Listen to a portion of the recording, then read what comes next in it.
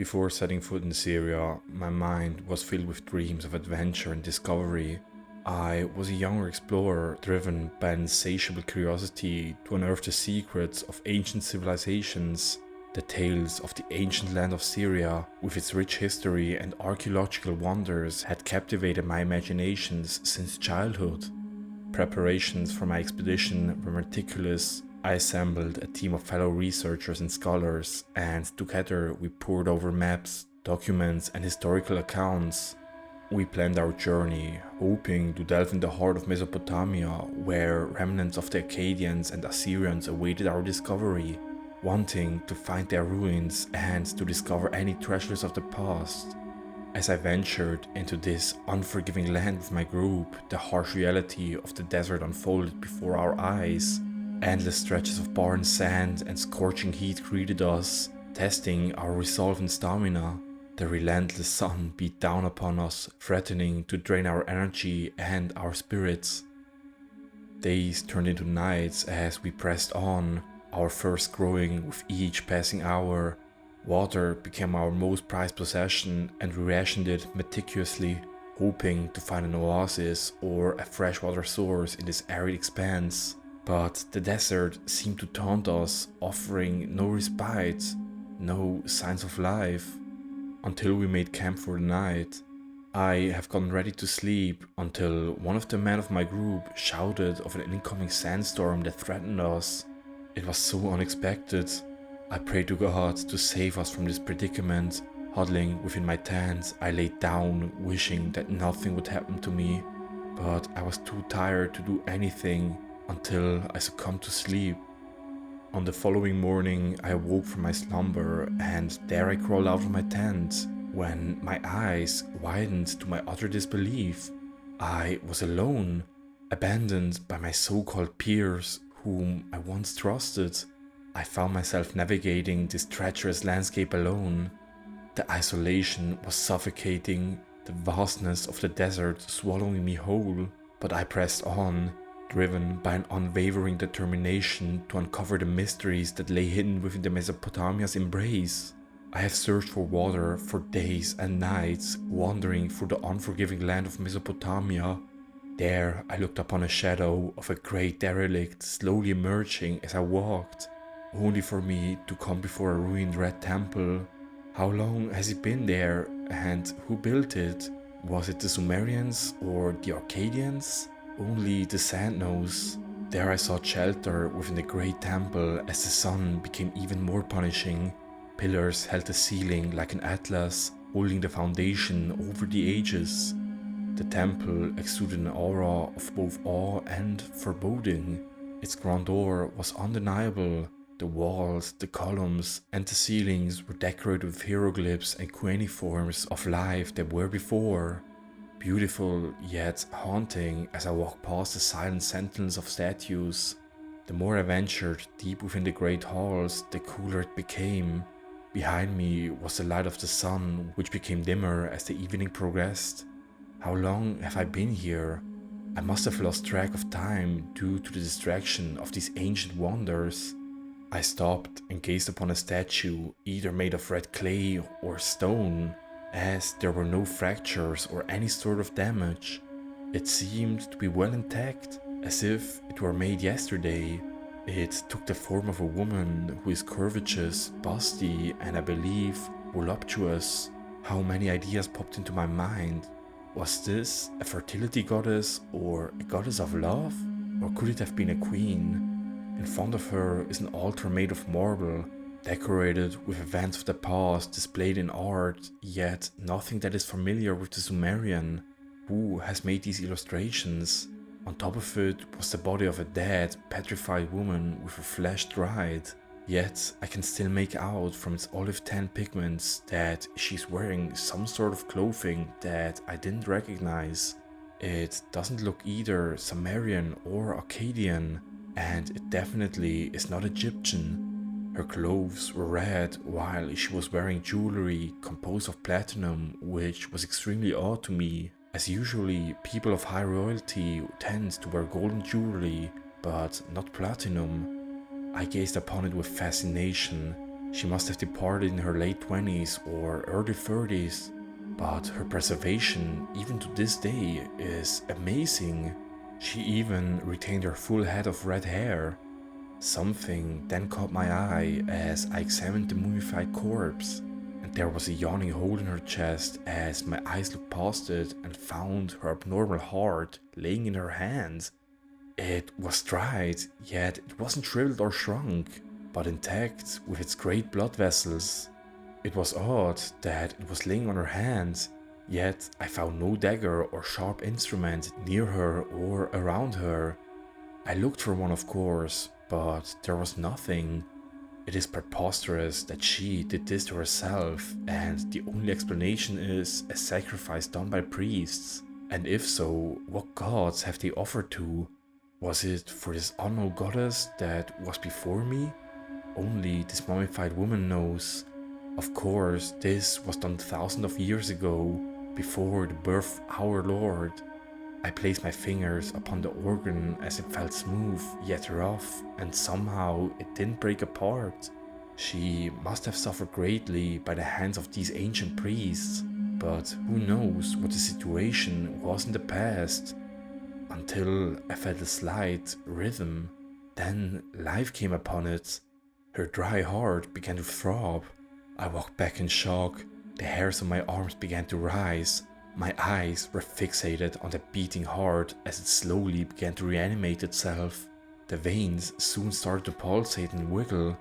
Fear immediately took a hold of my body, but curiosity took the better of me, until I heard a breath emanating from her mouth, followed by a groan. Her fingers twitched with the stretch of her hands, just as if she were waking up from a long slumber. My legs couldn't move as I stood frozen, like the columns that held the ceiling. There, the heart, with its thunderous beating, picked up its pace. My very foundations of intellect were shaken in their place, and my own mind was trying to wrap itself in this so-called reanimation. Then I felt a hard grasp on my left ankle. I looked down and saw the petrified woman on the ground. But how did she even get so close to me? She raised her head up and fixed her face towards me with those closed sockets and her ghoulish grin. I couldn't move. I couldn't run. I couldn't scream. I fell on my back, dumbstruck. She forcefully dragged me to her altar with such superhuman strength. I pleaded with her and begged her to unhand me at once as I tried my best to pull away from her. I hadn't committed any crime against her or done harm to anyone. I am just an archaeologist from Oxford trying to make my name. She gazed at me and wrapped her arms around me.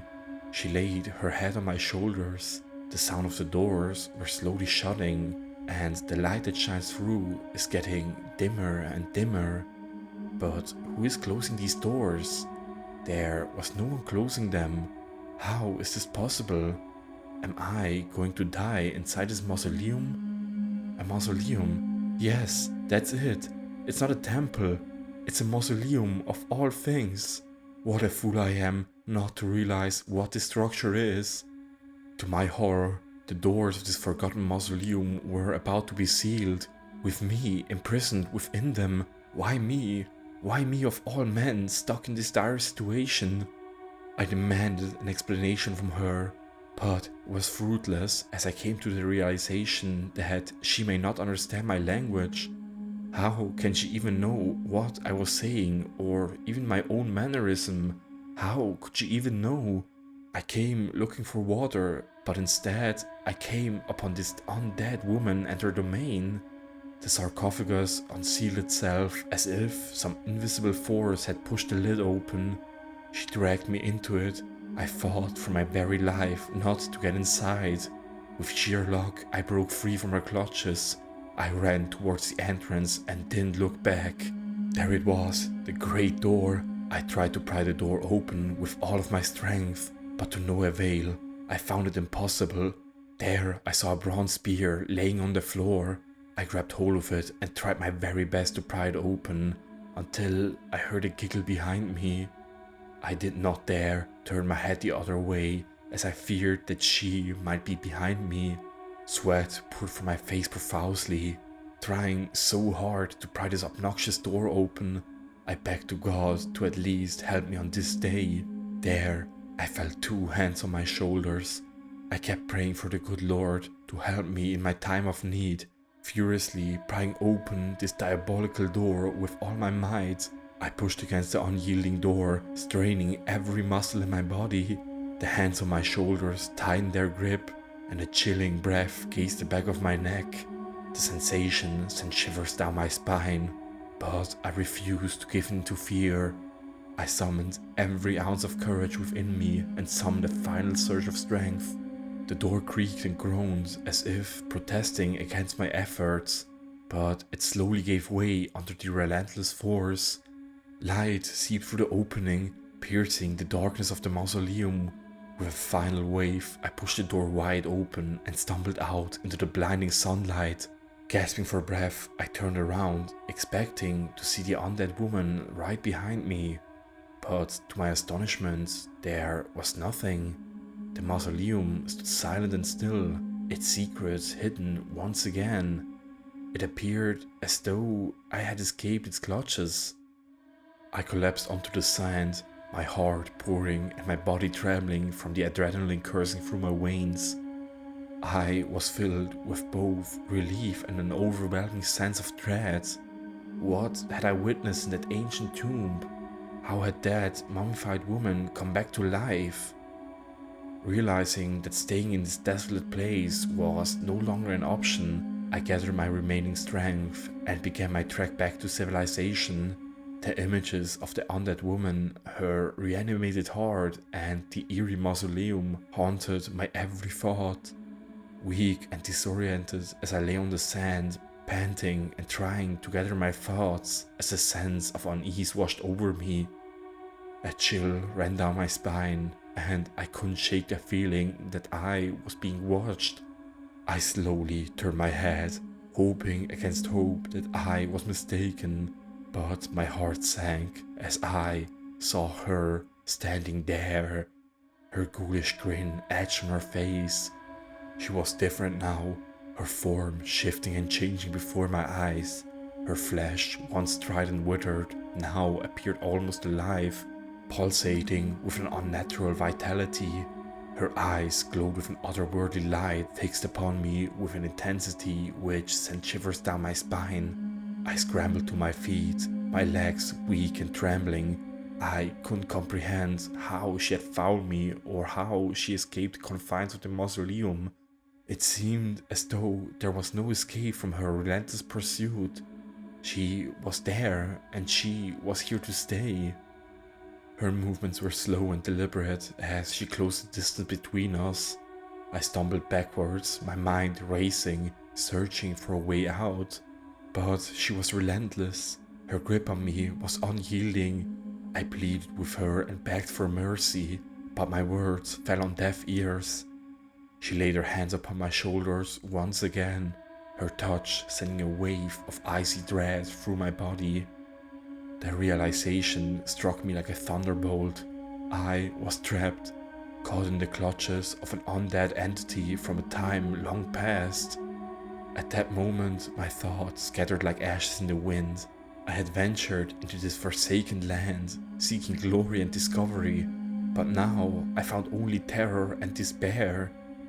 The world around me blurred as I succumbed to darkness, resigned to my fate as her prisoner. And as she led me back towards the mausoleum, her laughter echoed in my ears, a haunting melody that would forever haunt my nightmares. I had become a captive in her macabre domain, a living testament to the horrors that lay hidden within the ancient ruins. With the last ounce of hope, I reached into my pocket and felt the familiar shape of my smartphone. How it had remained undamaged amidst the chaos is a mystery to me. I quickly composed a desperate message, my fingers trembling as I typed. I knew the reception in this desolate place is weak, but to my astonishment, I saw 2 bars appear on the screen. It was a glimmer of hope, a lifeline to the outside world. I poured my plea for help into that message, praying that someone would receive it. Please, I begged silently, let them see my words and come to my rescue.